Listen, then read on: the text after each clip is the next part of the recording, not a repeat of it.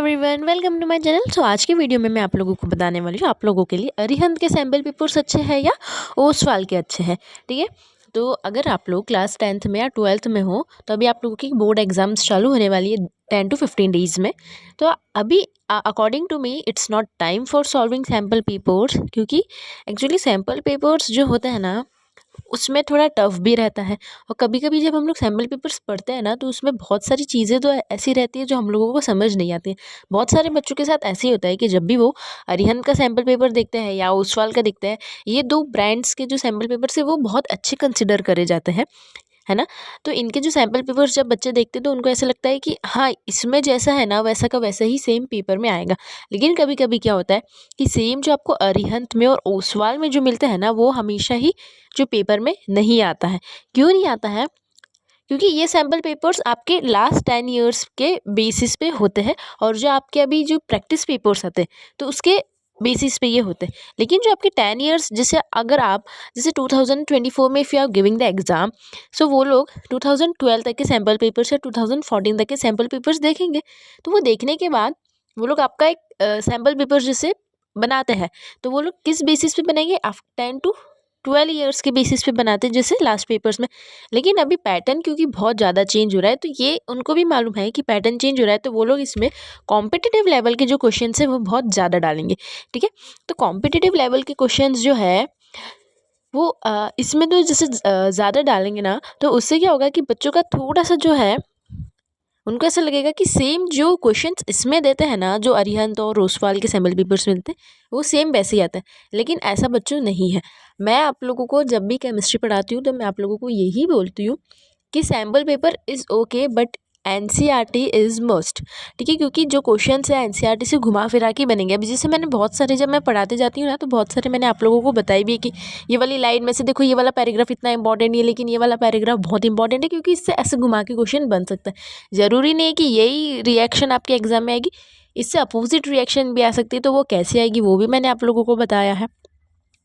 तो ज़रूरी क्या है कि आप लोगों को इस टाइम पे if you are thinking to solve question sample papers इस टाइम पे, तो इट्स द मतलब waste of time. According to me it's the waste of time, क्योंकि अरिहंत में हम लोग सैम्पल पेपर्स जब भी सॉल्व करते हैं ना, तो अरिहंत के या ओसवाल के जब भी हम लोग सैम्पल पेपर सॉल्व करते हैं तो वो ज़रूरी नहीं होता है कि वैसा का वैसी आए। लेकिन जो हमारी एनसीईआरटी होती है ना उसमें जो भी चीज़ें रहती है ना वो बहुत इंपॉर्टेंट रहती है। और एनसीईआरटी की हर एक लाइन, और आप एक लाइन में अगर जैसे एक लाइन दी है तो आप ये वाली लाइन का कुछ क्वेश्चंस बन सकते हैं, तो ये वाली लाइन का क्वेश्चंस बनाए। और आप लोगों को अगर reference book if you are solving from, आप शुरू से अगर सॉल्व कर रहे हो, अगर अभी सॉल्व कर रहे हो तो it's there is no sense.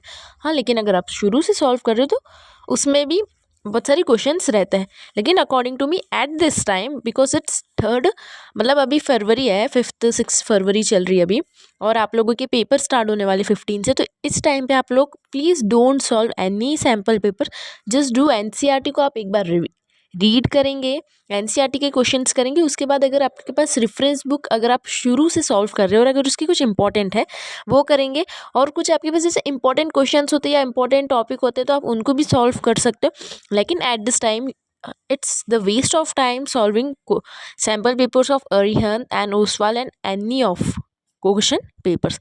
हाँ, और एक और चीज़ मुझे ये बोलनी थी कि हाँ, and if you were solving sample papers from, अभी आप लोगों ने जैसे सैम्पल पेपर सॉल्व करे तो यू वर वेरी कन्फ्यूज कि हम लोगों को कौन से करने हैं, अगर किसको भी करना है।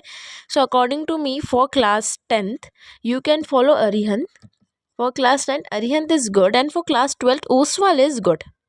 ओके, अरिहंत जो है क्लास 10th के लिए अच्छा है और ओसवाल जो है वो क्लास 12th के लिए अच्छा है।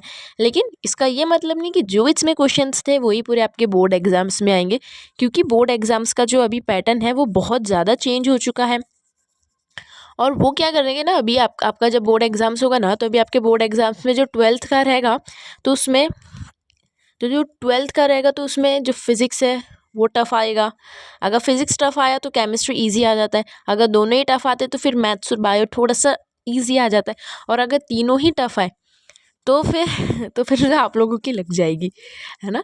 तो मेरा ये कहने का है मतलब ये है कि ठीक है, आप लोगों को अगर जैसे सैम्पल पेपर सॉल्व करने भी है तो आप थोड़े बहुत क्वेश्चन पेपर उसमें से सॉल्व कर सकते हैं। आप लोग ट्राई कर सकते हो। सो 10th क्लास वाले आप लोग अरिहंत के थोड़े से मैं प्रीफर करूँगी कि आप उसके कर लो। 12th वाले आप लोग ओसवाल के कर लो।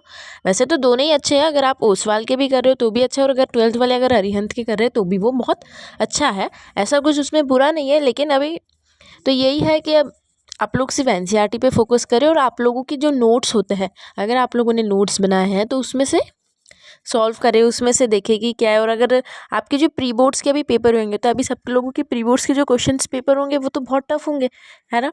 तो आप प्री बोर्ड्स के क्वेश्चन पेपर से भी आप जज कर सकते हो कि बोर्ड्स का जो पेपर है वो कितना टफ आएगा।